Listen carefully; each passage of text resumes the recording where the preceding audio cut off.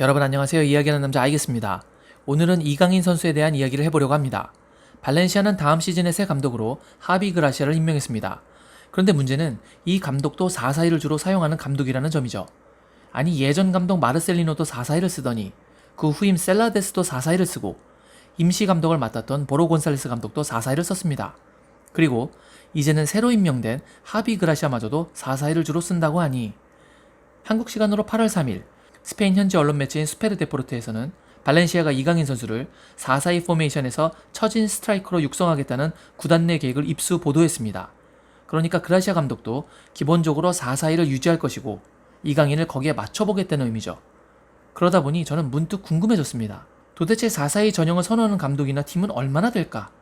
이건 단순히 우연인가? 아니면 발렌시아만의 특성인가? 그것도 아니라면 현대 축구의 흐름인가? 말이죠. 만약 유럽 상위권 대부분의 팀들이 4-4-2를 많이 사용한다면 이강인 선수의 장래를 위해서 4-4-2에서 자신만의 역할을 찾고 발전시키는 게 좋을 수도 있습니다. 그렇다면 굳이 잘 적응되어 있는 팀을 떠날 필요는 없죠. 신임 감독하에서 잘 성장하는 것이 더 좋을 수도 있습니다. 그라시아 감독은 선수 육성에도 인정받는 감독이니까요. 게다가 팀 내 경쟁자인 페란 토레스는 맨시티로 이적을 했으니 주전 경쟁도 더 수월해질 테니 말이죠. 하지만 반대로 유럽 상위권 팀들이 거의 4-4-2를 사용하지 않는다면 굳이 발렌시아에 남아야 할까요? 아무래도 자신에게 잘 맞는 옷을 입혀주는 곳으로 가는 것이 성장에도 더 좋고 그게 더 큰 시장의 선택지이니까요. 과연 챔피언스리그나 유로파리그에 진출하는 각 리그 상위권 팀들은 얼마나 4-4-2를 사용하는지, 이강인은 반드시 4-4-2를 넘어야 하는 것인지 아니면 4-4-2를 넘겨야 하는 것인지 말이죠. 그래서 저는 프리미어리그, 분데스리가, 세리아, 마지막으로 라리가의 상위 5위 팀들의 리그 전체 경기 포메이션을 모두 조사했습니다. 막연하게 느낌으로만 알던 것들을 직접 정리하며 숫자로 확인해보면서 깨닫게 된 것도 몇 가지 있었고요. 그리고 힘든 자료 조사에 도움을 준 호식님께 깊은 감사드립니다. 이제 이강인과 4-4-2에 관한 이야기를 시작하겠습니다. 우선 프리미어리그부터 분석을 해봤습니다. 프리미어리그만큼은 특별히 상위 5개 팀이 아닌 리그 4위 팀과 마지막으로 토트넘을 자료에 넣었습니다. 우선 리그 우승을 한 리버풀입니다. 클럽 감독은 총 38번의 경기에서 단 한 번의 경기만을 제외하고 나머지 37번의 경기에서 4-3-3을 사용했습니다. 아무래도 마누라 라인을 사용하다 보니 3톱이 기본 전형이겠죠. 그리고 단 한 번도 4-4-2를 사용하지 않았습니다. 다음은 맨시티입니다. 과르디올라 감독은 38번의 리그 경기 중 30번의 경기에서 4-3-3을 사용했습니다. 그리고 나머지 8경기에서 4-2-3-1을 사용했죠. 펩도 역시 단 한 번도 4-4-2를 사용하지 않았군요. 이번에는 맨유입니다. 솔샤르 감독은 38번의 경기 중 35번의 경기에서 4-2-3-1을 선택했습니다. 그리고 나머지 3번의 경기에서는 3-4-1-2를 이용했네요. 솔샤르도 4-4-1을 전혀 사용하지 않았습니다. 4위 첼시입니다. 램파드 감독은 4-3-3을 21번, 4-2-3-1을 10번, 3-4-2를 4번, 마지막으로 3-4-3을 3번 사용했습니다. 다른 감독들에 비해서 상대적으로 다채로운 전형을 사용했습니다. 하지만 그도 4-4-2를 선택하진 않았습니다. 이번에는 토트넘입니다. 토트넘은 12라운드까지 포체티노 체제였습니다. 포체티노 감독은 12번의 경기에서 4-2-3-1을 6번으로 가장 많이 사용했습니다. 그런데 나머지 6번에서는 다양한 전형을 시도했습니다. 4-3-1-2, 4-2-2-2, 4-1-2-1-2, 3-4-2-1, 4-3-3 이렇게 말이죠. 포체티노의 이렇게 많은 포메이션의 변화가 시사하는 바는 과연 무엇일까요? 그 기간 동안 토트넘 성적과 관련지어서 생각해보면 그만큼 부진한 성적을 어떻게든 바꿔보겠다는 노력이 보이는 것 같기도 하고 어떻게 보면 무엇을 시도해도 딱히 좋은 성과가 나오지 못할 만큼 상황이 상당히 안 좋았다는 의미로 보여집니다. 게다가 선수들도 이렇게 다양한 포메이션 변경으로 전술적 완성도를 높이기가 쉽지는 않았을 것으로 보입니다. 반대로 클롭 감독이 38번의 경기에서 37번을 4-3-3으로 끌고 갈 수 있었던 것과 너무 대비되는 상황이죠. 과연 이런 고정적이지 못한 다변화되는 포메이션의 책임은 감독의 문제였을까요? 아니면 선수들의 자질 문제였을까요? 그 해답은 후임 감독인 무리뉴의 전형에서 어느 정도 답을 찾을 수 있었습니다. 이번에는 무리뉴 감독 체제에서의 나머지 26경기의 포메이션입니다. 무리뉴 감독은 4-2-3-1을 가장 많은 14번, 그 다음으로 4-3-3을 4번, 그리고 3-4-2-1을 2번, 나머지 3-1-4-2, 4-4-2, 5-4-1, 3-4-3, 4-4-1-2를 각각 한 번씩 썼습니다. 확실히 무리뉴 감독도 다른 감독들에 비해 다양한 포메이션을 시도한 것으로 봐서 토트넘 선수들로는 주도적으로 자신들만의 축구를 구사하기 힘들었고 상대가 누구냐에 따라 많은 변화를 시도했음을 알 수 있었습니다. 그러니까 통계를 내보면 프리미어리그 상위권 팀들이 사용했던 포메이션의 비율은 4-3-3을 49.5%로 가장 많이 사용했고 그 다음으로 4-2-3-1을 38.9%로 많이 사용했습니다. 그리고 우리가 오늘 관심 있게 보고 있는 4-4-2는 무리뉴 감독이 단 한 번만을 사용했을 뿐입니다. 그러니까 이강인 선수가 만약 지금 프리미어리그 상위권 팀으로 가게 된다면 당장은 4-4-2로 인한 고민은 안 해도 될 것 같네요. 이번에는 분데스리가입니다. 우승팀 바이에른 뮌헨은 코바치 감독에서 플리크 감독으로 교체가 이루어졌지만 주로 사용하는 포메이션에는 큰 차이는 없었습니다. 그들은 4-2-3-1 전형을 리그에서 79.4% 사용했으며 단 한 번도 4-4-2를 사용하진 않았습니다. 2위 도르트문트도 보겠습니다. 파브르 감독은 두 가지 전형을 선호했는데 그건 바로 3-4-3과 4-2-3-1이었습니다. 3-4-3 전형은 58.8%, 4-2-3-1은 35.3%를 사용했네요. 그리고 4-4-2는 그 역시 단 한 번도 사용하지 않았습니다. 3위 라이프치히는 어땠을까요? 나겔스만 감독은 굉장히 여러 가지 포메이션을 사용했습니다. 그리고 그 중에 가장 많이 사용했던 전형은 바로 4-4-2였습니다. 나겔스만 감독은 44.1%의 비율로 리그에서 4-4-2를 사용했네요. 그 다음으로 많이 사용한 전술이 3-3-2-2로 20.6%였습니다. 만약 이강인 선수가 분데스리가로 간다면 나겔스만하고는 포메이션에서는 좀 안 맞을 것 같네요. 4위는 메넨글라드바흐였죠? 로제 감독이 가장 선호했던 전형은 4-2-3-1이었습니다. 그는 리그에서 이 전형의 사용 빈도를 47.1%로 보여줬네요. 그 이외의 다양한 전형을 선택했지만 4-4-2는 한 번도 없었습니다.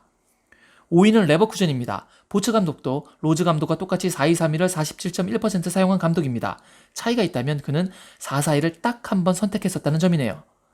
정리를 해보자면 분데스리가에서도 나겔스만의 라이프치히를 제외하면 다른 상위권 감독들은 확실히 4-4-2를 선호하지 않는 추세였습니다. 리그 전체를 봐도 4-4-2의 사용률은 9.4%에 불과합니다. 가장 선호했던 포메이션은 4-2-3-1로 41.8%의 선호도를 보여줬네요. 이번에는 세리아로 가보겠습니다. 우승팀인 유벤투스의 사리 감독은 52.6%의 비율로 4-3-3을 사용했습니다. 그 다음으로 많이 사용한 전술은 44.7%를 기록한 4-3-1-2네요. 4-4-2는 단 한 번을 사용했습니다. 2위 팀 인텔은 어땠을까요? 콘테 감독은 자기 스타일이 강한 감독이죠. 무려 96.4%의 비율로 3-5-2를 사용했습니다. 그리고 단 한 번도 4-4-2를 사용하진 않았습니다. 3위 아탈란타의 가스페리니는 어떤 전형을 선호했을까요? 총 38번의 리그 경기 중 32번을 3-4-1-2를 사용했습니다. 84.2%의 비율이군요. 가스페리니 역시 단 한 번도 4-4-2를 사용하진 않았습니다. 4위 라치오도 보겠습니다. 주워먹기의 아이콘이 된 필리포 인자기의 동생 시모네 인자기 감독은 어떤 전술을 썼을까요? 그는 총 84.2%의 비율로 3-5-2 전술을 이용했습니다. 그리고 역시 4-4-2를 사용한 적은 없습니다. 5위 로마입니다. 폰세카 감독은 71%의 비율로 4-2-3-1의 전형을 사용했습니다. 그 역시 4-4-2를 사용하진 않았습니다. 세리아의 특징은 다른 리그에 비해서 3백을 많이 사용한다는 점이었습니다. 상위 5위권 안의 팀들의 백스리 선택 비율은 무려 63.2%에 달했네요. 그리고 4-4-2 사용은 전체 중 단 한 번 0.5%의 비율이었습니다. 이제 마지막으로 이강인 선수가 속해 있는 라리가를 살펴보도록 하겠습니다. 우승팀인 레알 마드리드의 감독 지단은 86.8%의 비율로 4-3-3 전형을 선택했습니다. 그리고 딱 한 번 4-4-2를 선택했네요. 준우승팀 바르셀로나에 경질된 발베데르와 새로 임명된 세티엔 감독 모두 4-3-3을 선호했습니다. 무려 94.7%의 비율로 이 전술을 사용했고 4-4-2는 단 한 번도 사용하지 않았네요. 3위 아틀레티코 마드리드입니다. 여러분, 시메오네 감독 스타일 아시죠? 그는 시즌 모든 경기에서 4-4-2를 썼습니다. 4-4-2 100%네요. 4위 세비야입니다. 세비야 감독 로페테기는 시메오네와 정반대로 단 한 번의 4-4-2를 시도하지 않았습니다. 그는 92.1%의 비율로 4-3-3을 선호했군요. 현재는 감독직에서 물러난 전임 카이아 감독은 여러 가지 전형을 사용했던 감독이었습니다. 4-2-3-1을 34.2%로 가장 많이, 그 다음으로는 4-1-4-1을 23.7%로, 4-4-2는 21.1%, 4-3-3은 18.4%를 사용하며 비교적 골고루 포메이션을 활용했네요.